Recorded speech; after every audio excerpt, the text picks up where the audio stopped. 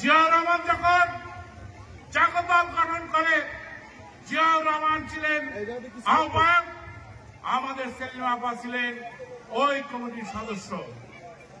ধাপে ধাপে এই সেলিমা রহমান প্রথম যুগ্ম মহাসচিব, পরে ভাইস চেয়ারম্যান, পরে স্থায়ী কমিটির সদস্য হয়। আমরা আরেক নেতার কথা বলবো, সে কিন্তু বিএনপির জন্মলগ্ন থেকে হয় নাই, 96 সালে সে বিএনপিতে যোগদান করেছে। যোগদান করে দলের 12টা বাজিয়েছে, মঙ্গুভাইকে নিঃস্ব করে দিয়েছে। সে মঙ্গুভাইয়ের আমলে স্বতন্ত্র নির্বাচন করেছে, বহিষ্কার হয়েছে।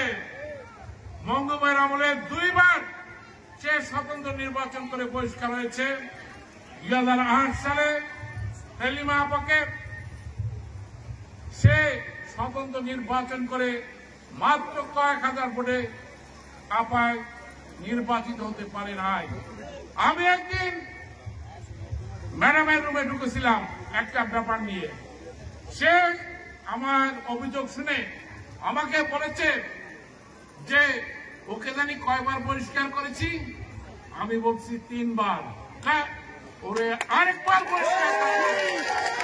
তাই আমি বলবো, আজকে যদি সেলিমা রহমানকে মনোনয়ন দেয় তাহলে আপনাদের এলাকায় উন্নয়ন হবে। আমি আগামী দিনে দেশনেত্রী বেগম খালেদা জিয়ার কাছে একজন সাবেক এমপি হিসাবে আবেদন করব, যাতে বেগম সেলিমা রহমানকে মনোনয়ন দেয়।